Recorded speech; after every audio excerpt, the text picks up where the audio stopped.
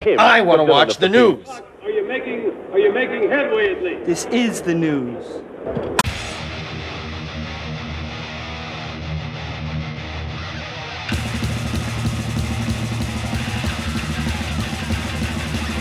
Schmack-a-ma-gob, it's time for the only news that matters.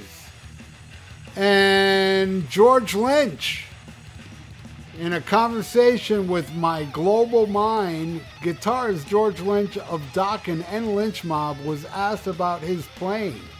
The host wondered if Ace Frehley somehow inspired Lynch, but the guitarist denied this, saying no.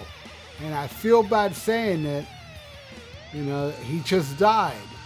But he wasn't. The only thing that impressed me, well, not impressed me, but the thing that really actually transfixed me with Kiss in the early days was the image in their show. Lynch continued, revealing how affected he was by seeing the outfits and attitudes of Kiss members. He said, "The first album, I just looked at it. Who are these demons? What the hell? It's so cool." As it influenced, I think, all of us. Just like Van Halen influenced us. And Led Zeppelin influenced everybody. It was one of those things. I was watching last night. Somebody sent me a link of some old STP concert where they're all painted their faces and dressed up like Kiss. That was just fascinating. I love it. And then he said he gave a little dig on the song "Lick It Up." Oh, and then there was "Lick It Up." I don't know if he was aware Ace wasn't on that song or not, but yeah, I agree with him there. But hey, look, I agree with him. Whatever he's saying now, look, Ace Frehley didn't influence him. And I saw some comments. It's like, really, I don't understand people, man. Educate me on these people getting mad at George Lynch because he said, look, he didn't influence me. I've seen people go, yeah, what have you done? How have you influenced anybody? Or you're nothing compared to the influence of Ace Frehley. Lead guitar shocked me, It's like when Stephen Pearcy from Rat, they brought up Neil Peart, right when Neil Peart died, to Stephen Pearcy.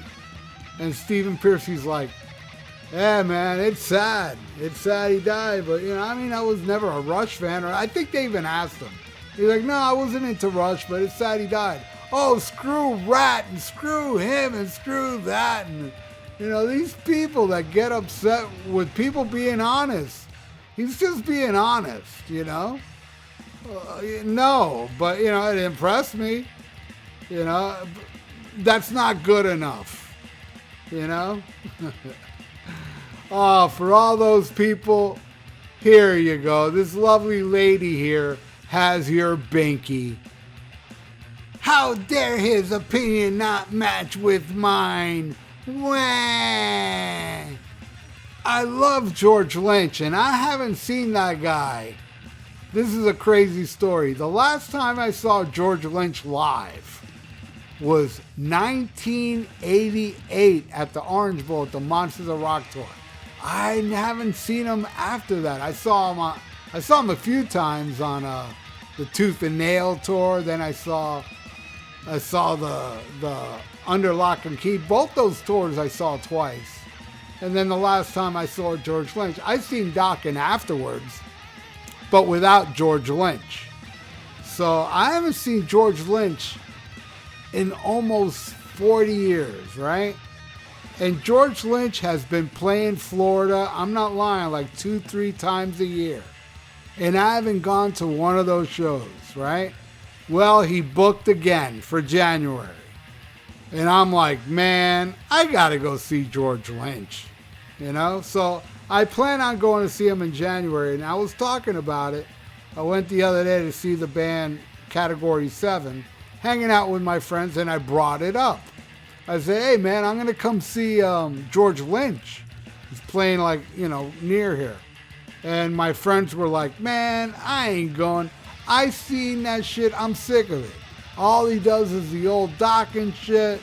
Nothing new. It's always the same damn show. And I'm like, hey, I'm not sick of it because I haven't seen it. And even in that interview where he talks about Ace Frehley, you know, he described the show as pretty much all Dokken with a little Lynch Mob. I don't like Lynch Mob. I want it all Dokken, you know? So I want to see it. I've seen footage. I've seen video footage of the bars, the clubs he plays down here, and it sounds great. I got to go see George Lynch, man. Now, Ace Frehley, I have not missed an Ace Frehley show since I saw, the very first time I saw him was on the Frehley's Comet Tour of 1987. Every time he's been to South Florida after that, I was there, except for the last time. I didn't see Ace the last time. But I seen even with Kiss, the reunion show, the farewell show, all the solo shows. Yeah, I've always went to Ace shows, but I don't know why I wouldn't go see George Lynch. And George Lynch has been playing down here for decades. I remember him playing like the Metal Factory a few times, and you know, under Lynch Mob and stuff. I guess that's probably why I didn't want to see it, because I just don't like Lynch Mob, man. I bought that first Lynch Mob album and it's just not my thing, you know. But I love the Dokken stuff, man. I love the Dokken stuff, and I would love to see him play, you know, Tooth and Nail. I don't know if he does Paris is Burning, but I sure hope he does, because that's like my favorite one. And just a ton of other great Dokken songs. I absolutely love Dokken. I was listening to Tooth and Nail just the other day, and I think that's a perfect album. I really do. I don't think there's any bad songs on there. Just amazing. The greatest Dokken album. And I definitely got to see George Lynch.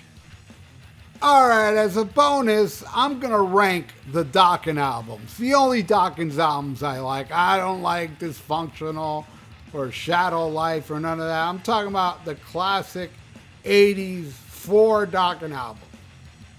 I would say the worst one of the 4 is without a doubt Breaking the Chains. I think most of that album sucks.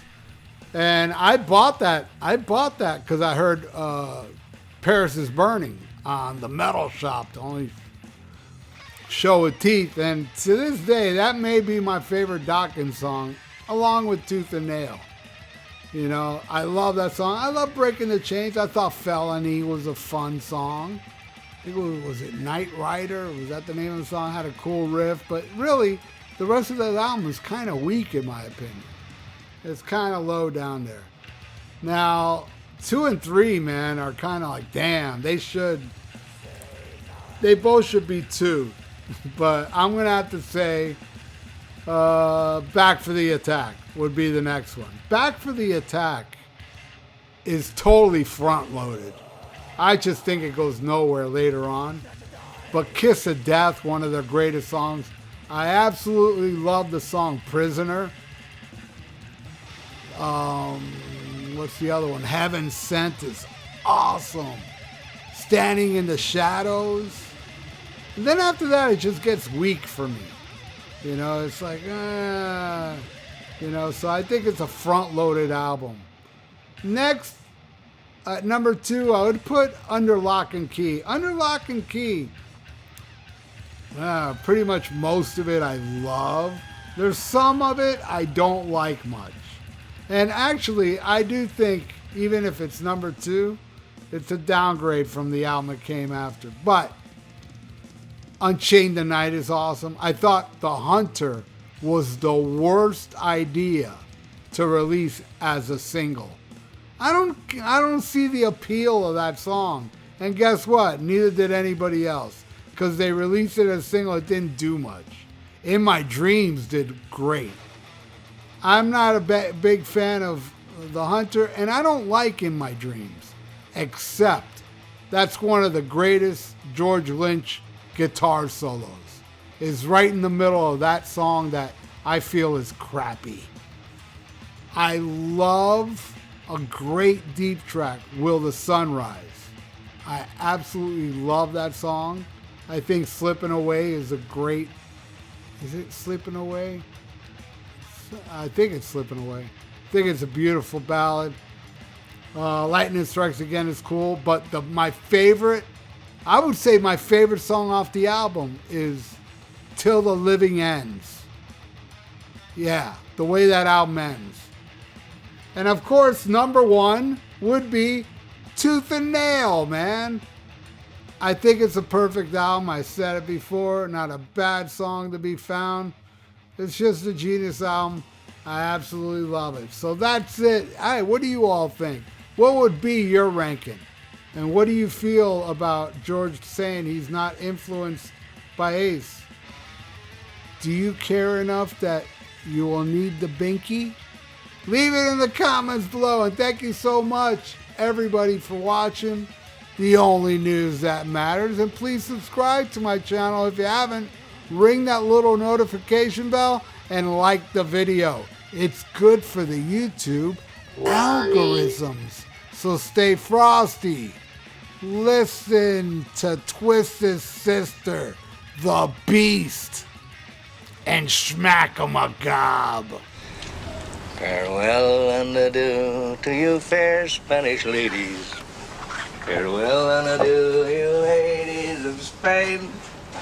For we've received orders for to sail back to Boston. And so never more shall we see you again.